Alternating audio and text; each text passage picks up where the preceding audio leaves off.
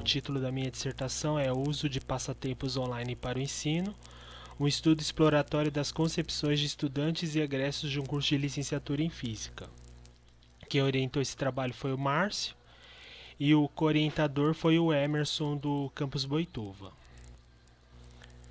Aí, para começar, eu vou falar um pouco do que motivou esse trabalho. Do que motivou nesse trabalho. Quando eu estava na graduação, eu participei da oficina de projetos de ensino 2, né? E de um projeto denominado Passatempos no Ensino de Ciências e Matemática. E eu fiz um curso também de Design de Games para o Ensino de Ciências, Ludicidade no Ambiente Escolar. Aí, primeiramente, eu vou falar um pouco do Hot Potatoes. O Hot Potatoes ele é um software gratuito, né, desenvolvido por pesquisadores da Universidade do Canadá, né, e nele tem diversas modalidades de passatempos, palavras cruzadas, perguntas e respostas, associação de lacunas.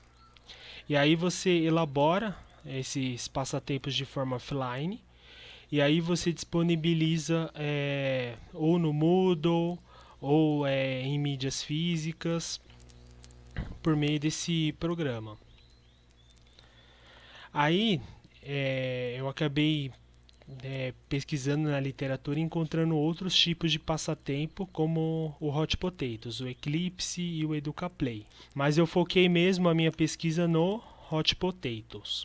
Aí qual foi a minha problemática? Quais os fatores que podem levar estudantes e egressos da licenciatura em Física a fazerem o uso de passatempos online na sua ação pedagógica? Aí o meu objetivo foi o quê? Estudar os fatores preponderantes no uso de passatempos online como elemento das TDIC por estudantes e egressos de um curso de licenciatura em Física, que foi o curso do Instituto Federal, né? E mapear por meio da análise fatorial as concepções dos estudantes e egressos sobre o uso de passatempos online como o aporte no ensino de física, apoiado num questionário de escala Likert, que eu vou estar explicando posteriormente. Aí a nossa revisão da literatura, né, nós descobrimos que havia algumas situações desfavoráveis para o uso das TDIC, né, que envolve a questão do currículo escolar, a infraestrutura da escola, a formação dos professores, o próprio professor ter uma certa resistência, né? Ou uma certa insegurança e despreparo do professor, né? Então nós encontramos todas essas situações desfavoráveis que a literatura aborda para a elaboração do nosso questionário. Aí para falar do nosso referencial teórico-metodológico, o que norteou esse trabalho, né? Foi a análise fatorial. Esse aqui foi o modelo que nós usamos do Secaran, né? Que consiste em definir o problema, né? Que o nosso problema era quais eram os fatores para a utilização dos passatempos, estabelecer uma base teórica, então é a nossa revisão da literatura que vai dizer quais são as variáveis do meu problema, né? Que seria a geração do questionário, estabelecer uma estrutura da pesquisa, fazer a coleta, a análise e a interpretação desses dados e se o nosso problema de pesquisa foi respondido. E aí, caso fosse respondido, a gente elaborava os relatórios, apresentação de relatórios e tomadas de decisões, né? Então, o que seria a análise fatorial? Ela consiste num conjunto de técnicas estatísticas da análise multivariada. O que seria a análise multivariada? A estatística que a gente usa no nosso cotidiano, muitas vezes, é a estatística bivariada, né? Que trabalha com problemas envolvendo duas variáveis.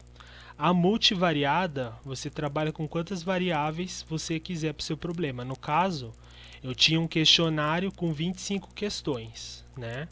Então, cada questão ela seria uma variável.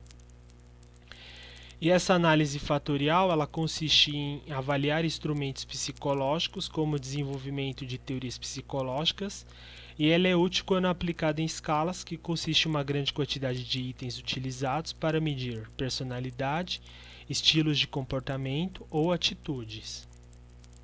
E a literatura, ela aponta que são poucos os trabalhos na área de ensino de ciências que utilizam essas técnicas. Aí qual foi a nossa metodologia de coleta de dados? Esse estudo foi realizado por meio de um questionário de escala Likert. Essa escala é utilizada na psicologia e nas ciências sociais para levantar crenças sobre um determinado tópico. E o questionário aplicado, como eu falei, teve 25 questões na escala Likert, 10 foram direcionadas para egressos que atuavam como professor e 15 direcionados para ambos, tanto estudantes como egressos.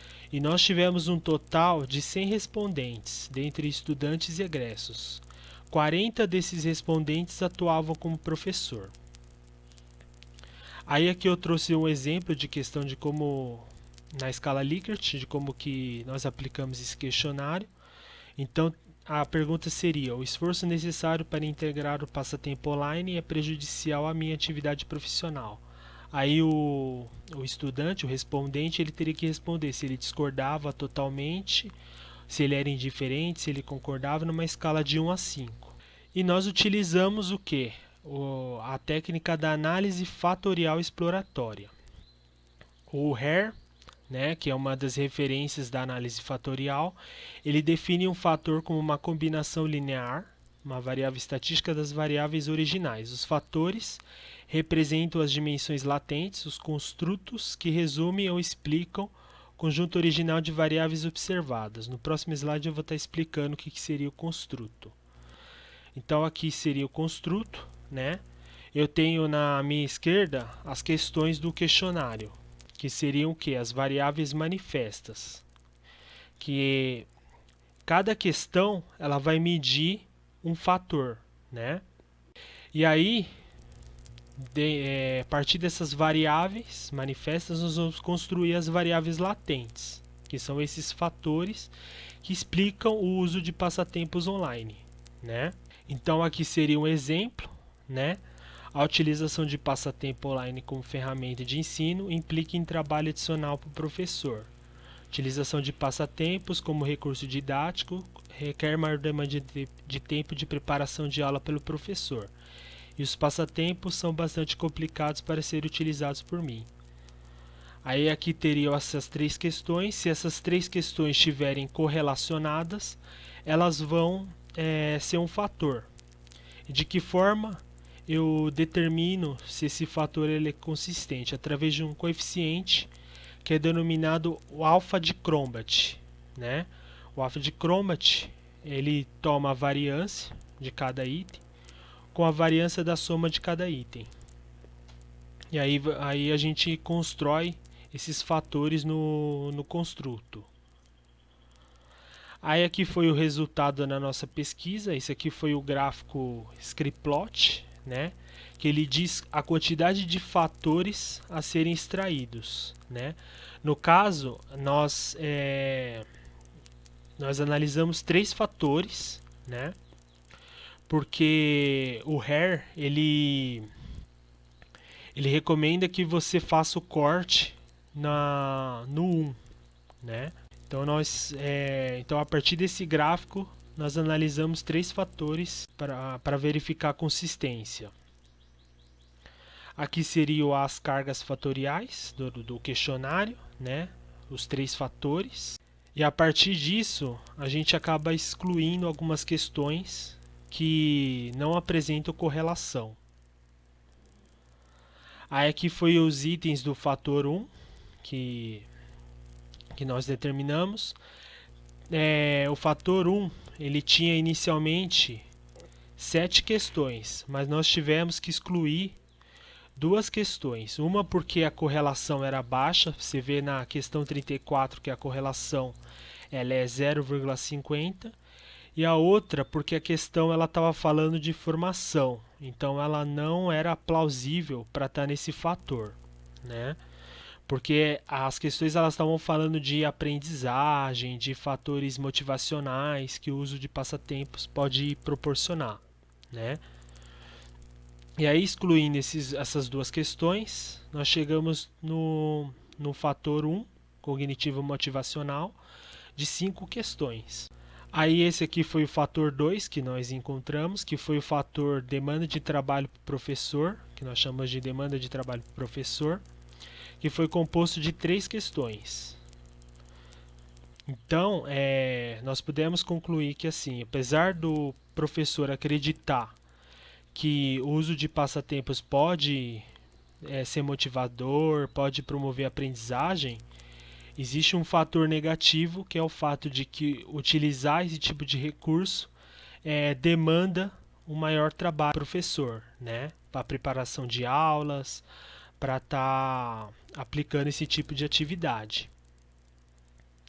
Aí tem o resultado, as correlações, o alfa de Cromat, que nós determinamos. Geralmente, na área de ensino, se considera o alfa de Cromat acima de 0,6, né, para ser considerado um fator consistente. Aí o último fator que nós analisamos seria a formação do professor, né, que no caso nós acabamos tendo que descartar devido ao valor do alfa de Cromat, né? Era um valor muito baixo para ser constituído como fator, e para o conjunto de dados que nós coletamos, isso batia de certa forma, porque os alunos eles tiveram contato com os passatempos, né, durante algumas disciplinas do curso de licenciatura, seja em oficinas de projeto ou em disciplinas da física. Aqui foram algumas disciplinas que eles tiveram, de certa forma, algum contato com as TDIC, com os passatempos. E o nosso produto educacional, né, que foi uma sequência didática com propostas com o uso dos passatempos, né. Eu construí um site também. Então aqui foi um subproduto da minha pesquisa, né, que foi os passatempos que eu elaborei com Hot Potatoes. Então aqui tem algumas palavras cruzadas, né, sobre as leis de Newton. Esse aqui tem associação de frases. Aí esse aqui foi um dos passatempos que eu usei na sequência didática, foi esse daqui, a gincana da física térmica, que eu chamei, né? Então eu apliquei na sala de aula uma gincana, né? Eu rodei na sala de projeções que tinha na escola, né? Inclusive isso foi um trabalho que eu apresentei no SNEF, né? Onde eu fiz uma gincana em que os alunos eu dividi os alunos em grupo, e aí conforme eu apliquei uma estratégia que era a corrida no autódromo do Celso Antunes, né? Então, conforme os alunos iam respondendo as perguntas, eles iam avançando nos pontos, né? Aí eu fiz isso num total de 12 perguntas. Aí foi a gincana que eu apliquei em sala de aula, que acabou sendo o meu produto educacional. Para finalizar a minha conversa, né, teve as publicações que eu fiz. Em 2017 foi o trabalho que eu apresentei em Boituva, né? O trabalho do SNEF, que foi a sequência didática. Esse ano eu ia apresentar no EPIEC, mas infelizmente teve o coronavírus e acabou não rolando o evento. E o artigo recentemente publicado na Rencima, que aí eu falo da análise fatorial, né? E é isso. Aqui são as minhas referências. E obrigado.